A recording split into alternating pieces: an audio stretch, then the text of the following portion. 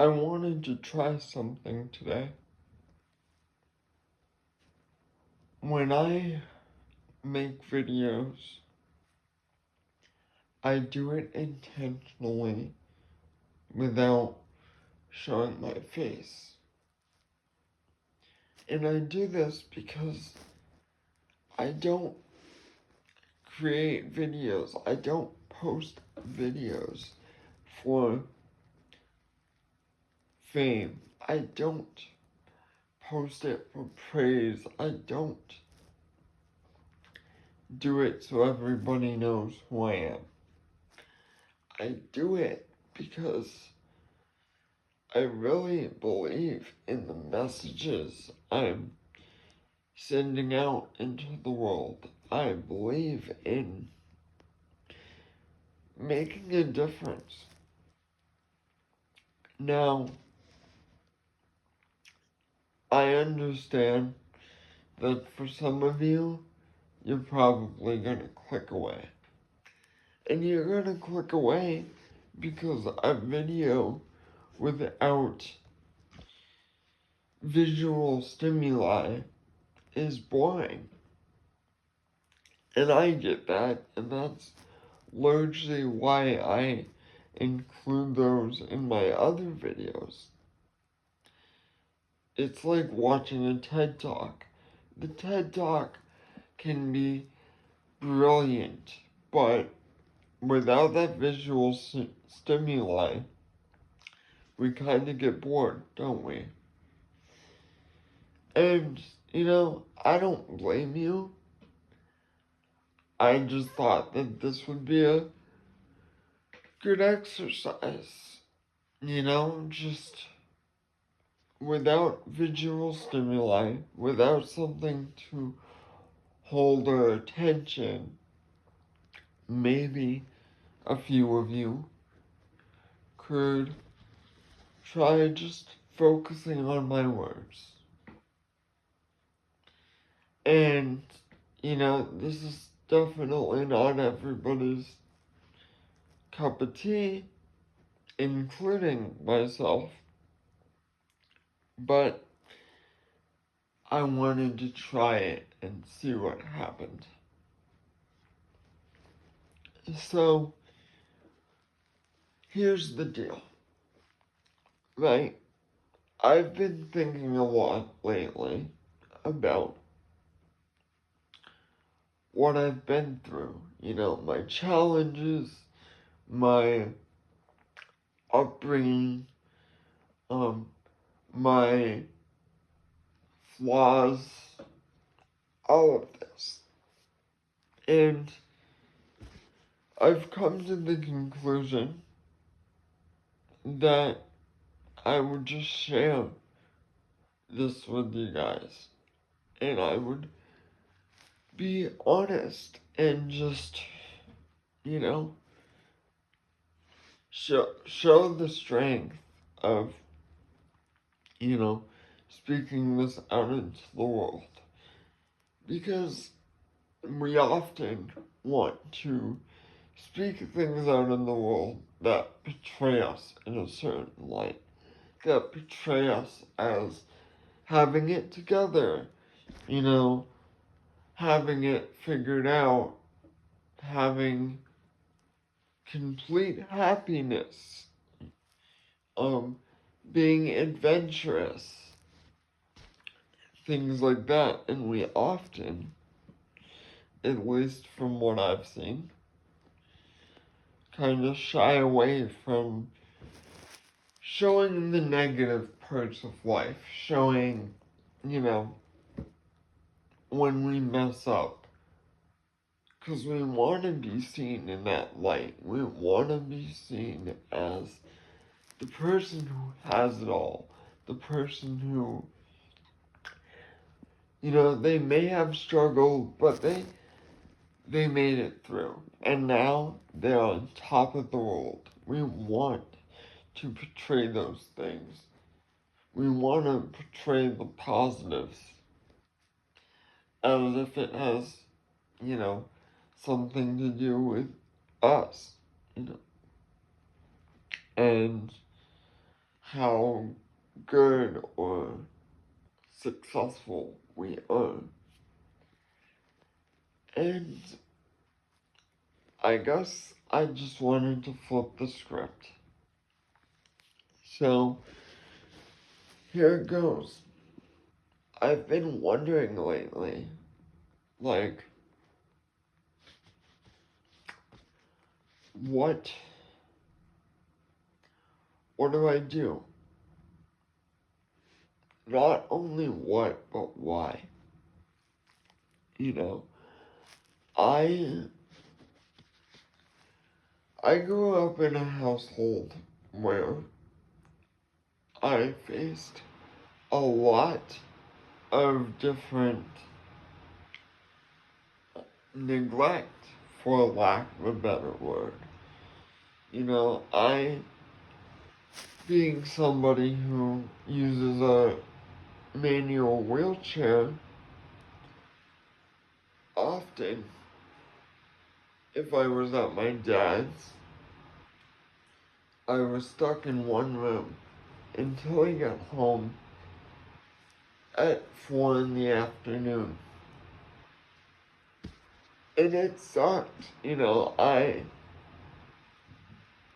kind of had to choose my poison. Either I was upstairs and had access to a bathroom, but didn't always have access to a bed, or I was downstairs in the living room and had access to a TV so that I could have something to do during the day. But because I was downstairs, I didn't have access to a bathroom. I didn't have access to the kitchen. Sometimes I would stay in his room. And when I did that, I had access to the TV in his room, the bathroom that branched off from his room. But again, I didn't really have access to the kitchen. I didn't have access to a shower. All of those things. And unfortunately, that was my norm. So the days where I stayed in the living room, you know, I found myself in pain because I had to wait to use the bathroom until my dad got home. And I would often wake up around 8 a.m. And as I said, he wouldn't get home until 4 in the afternoon. And if I was lucky, he'd get home at 2. But oftentimes, even that felt like an eternity, you know? And I just thought, why? Why do I have to go through this? Why isn't it easier? But it was my norm, so, you know, that's what I did. It was what I was used to, so that's what I endured. And, you know, it doesn't stop there. When my parents were together and we went on a drive, you know, I might be left in the car while everybody went into the gas station to use the bathroom or to get some snacks because my parents had made the executive decision that it wasn't worth packing my chair. It wasn't worth throwing my chair in the back of the truck so that I could go, be mobile. It wasn't worth that because in their mind, it was just a short trip and it wasn't worth the effort. So, we'd go for a ride. Let's say my dad needed to get lumber for his next project. We'd go to get lumber, and then my dad would say, hey, we're already in town. Let's go work on this house that I want to rent out in a few months. It has work to be done, and since we're out, we might as well. So, maybe we go to the house, or maybe he would say, hey, you know what? We're out. We need to go shopping anyway, so let's go shopping. On the days where they didn't throw me in the back of a shopping cart, I would be left in the vehicle. Now, sometimes my dad would stay with me in the vehicle and we would just talk and kind of, maybe we'd drive around the store once or twice, and maybe, he would go in with my mom, and they often asked my siblings, at least one of them, to stay behind with me. But I think anyone who knows kids understands that they have a hard time putting off gratification, and they have a hard time listening sometimes. They don't want to miss out on something, and I get it because neither did I. So, after about 2 minutes, my sibling would say, I'm gonna go in the store. And they would get out of the truck and they'd run into the store. And keep in mind, if we had just, gone on a drive and been to the gas station so that everybody could use the bathroom, I often did not get that opportunity because, one, gas station bathrooms are not usually that big, or at least that's what I was told. And two, now we're at the store, but nobody bothered to pack my chair.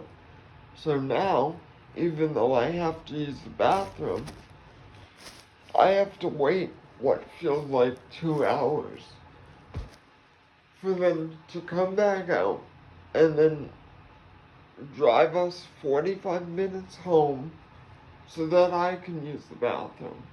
And oftentimes, when we got home, it wasn't that I was immediately brought in. It was, well, let's bring the groceries in first. Let's let the dogs out so they can use the bathroom. Let's do this. Let's do that. Let's unlock the door. And then once we do that, we'll get Sergio. It was these things that became my norm.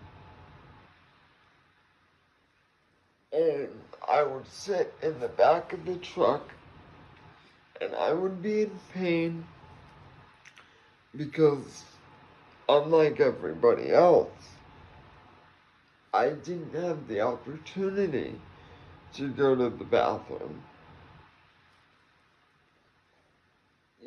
And fast forward 10 years, or however long it's been, and you start to wonder, how do you move past a childhood in which you were taught that you, or your chair, but still by extension you, were a burden. Your chair, or by extension you, were not worth the effort, not worth the hassle. How do you move past that? How do you move past the feeling of adding steps to your family's life, complicating your family's life? How do you move past the feeling of being a burden, of being forgotten, of not ever receiving unconditional love? Now, that's not to say that I wasn't loved as a child. And I think that's often what people forget.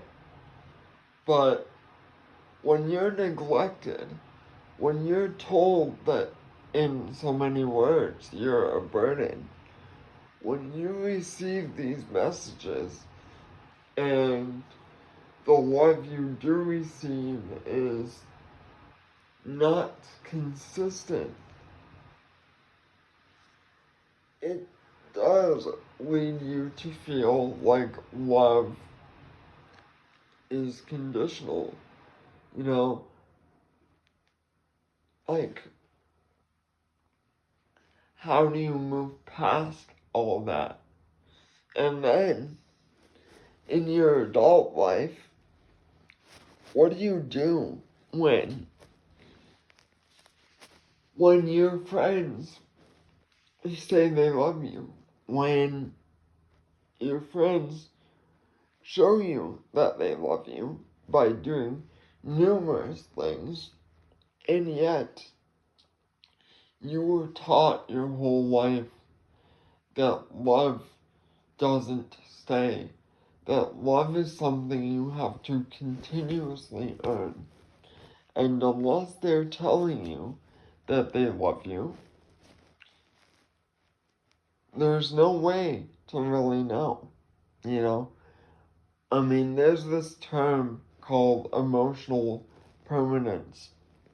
And I don't know if it's one that's been coined by the American Psychological Association, or if it's just one of those social media terms that has caught on.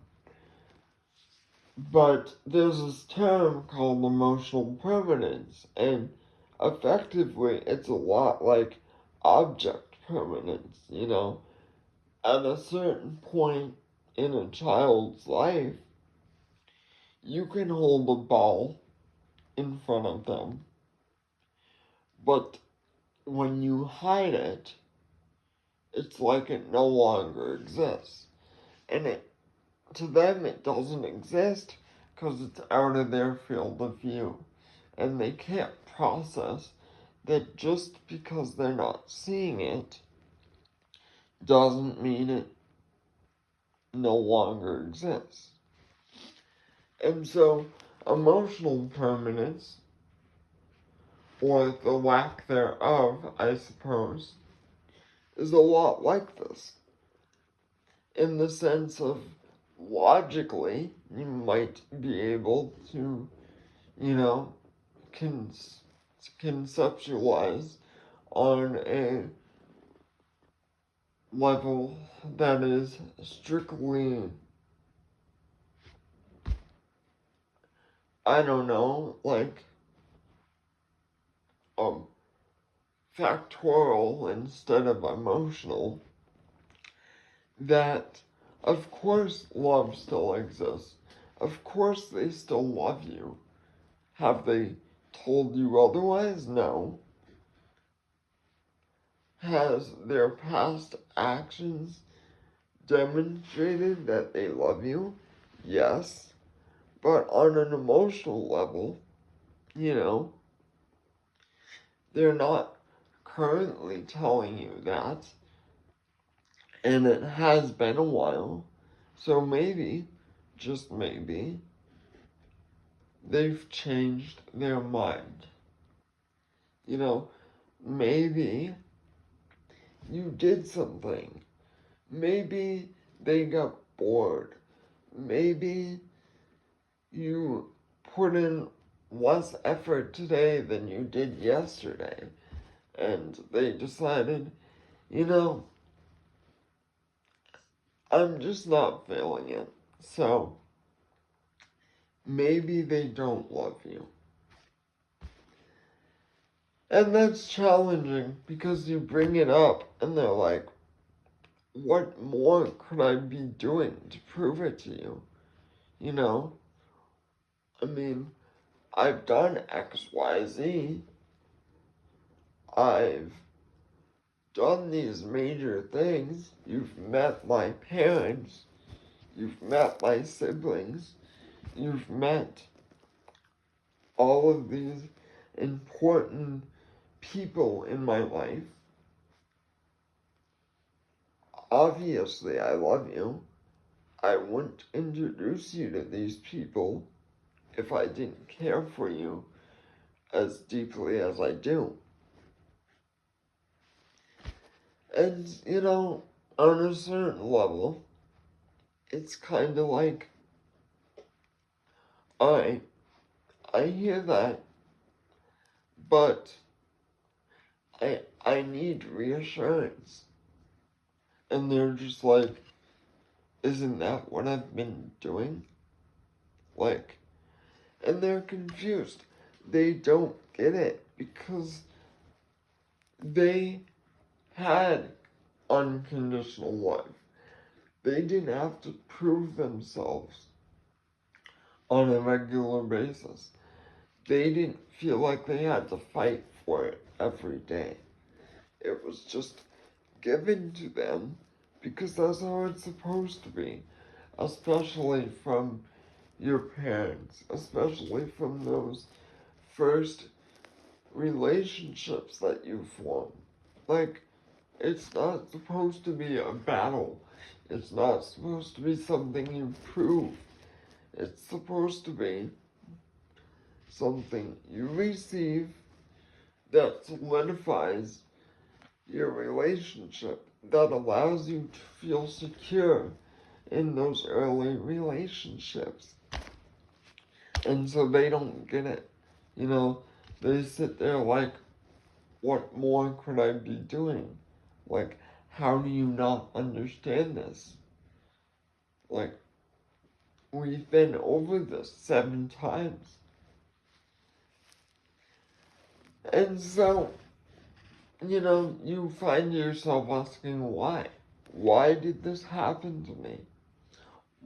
Why did I go through this? You know, what can I do to move past this? Because I certainly don't want to stay like this. I certainly don't want to feel like I'm walking on eggshells, like I could do one thing wrong and lose it all. Who would want that? You know, it's challenging. And there's no real answer in sight, so you find yourself asking those questions repeatedly, day after day, multiple times a day. You seek guidance from, a close friend, a trusted colleague, your local church, whatever it is. You seek that comfort. You seek reassurance wherever you can find it. And it's difficult, there's therapy, but therapy isn't something that's gonna fix it in 2 minutes. And after living with it for, 15 years, you're like, I'm tired of feeling this way. I'm tired of being in pain. I'm tired of living in fear. Will somebody just fix this? So what do? Because it feels like you've tried everything. And to be honest, that's kind of where I'm at. That's kind of why I've been filling out worksheets that clients would often be given. Worksheets like restructuring, like cognitive restructuring, like worksheets that focus on your core beliefs, worksheets that focus on negative self-talk and changing that, worksheets that focus on self-care, like all of these things that clients would often receive, that's what I've been doing. And I've been going through these worksheets, and I've been trying my best. Because not only do I owe it to my friends, my loved ones, but I owe it to myself. I deserve to be happy. I deserve to feel secure in my relationships. I deserve, peace, and I deserve to feel pride in what I've accomplished. So I've been going through these worksheets, and I've been writing down all my negative core beliefs, that I'm a burden. And I've been writing down all the evidence that supports that. And I've been writing down all the evidence that fights that belief, that goes against that belief, that forces me to examine a perspective that is so foreign to me because I'm not used to seeing life any other way. So I guess what I'm saying is, yeah, it's tough, and it's not something that's gonna get easy overnight. And you gotta find those small things that make you happy. The small things you can take pride in. If you're proud of your job, if you're proud of the work you're doing, if you're proud of the people you're helping, let yourself be proud. Because there's only one you. There's only one you in this whole wide world. And your impact is unlike anybody else's because you yourself are unique. If what makes you happy is, reminding yourself of all the reasons to love yourself, do that. Say, I'm a badass. I've accomplished all of this in my life when nobody thought I could. I proved all of these professionals wrong. I proved the people that fought against me all my life, I proved them wrong. You know what? Maybe you proved yourself wrong too. And be proud of that, you know. Say, listen, I didn't think I could do this, but I did. And that's impressive. That's extraordinary. Allow yourself to be proud. Allow yourself to be happy. And seek out whatever support you need from friends, from family, from professionals, from coworkers, whatever that is. Because it's not about everyone else. It's about giving yourself the life you've deserved all along. It's about being happy with who you are, being the badass you wish you were, accomplishing those goals you've set for yourself. Whatever it takes, it's about you.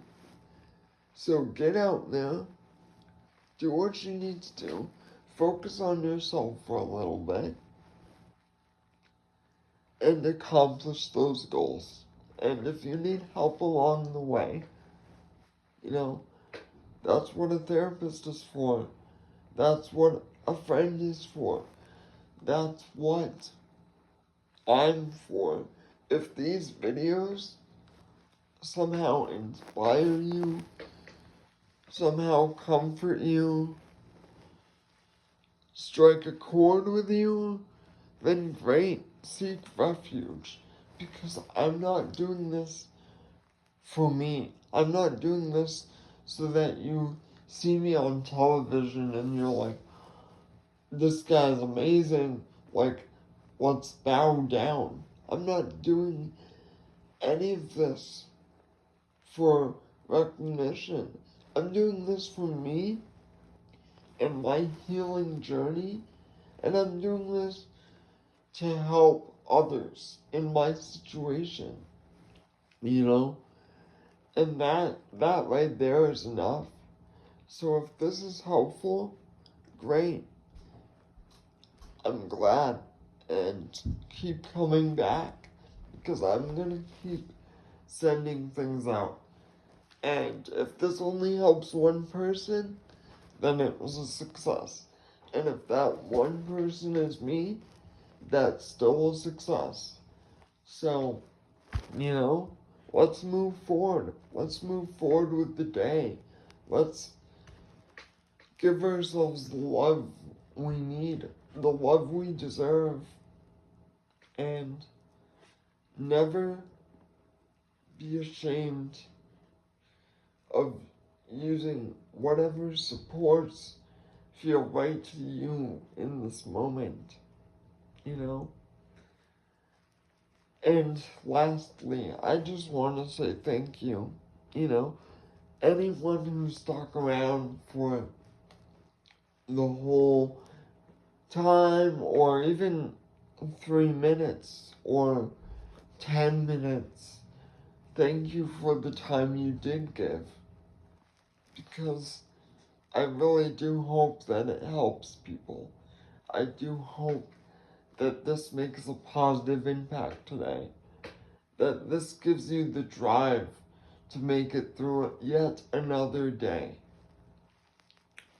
I'm proud of you, and I'm proud of me.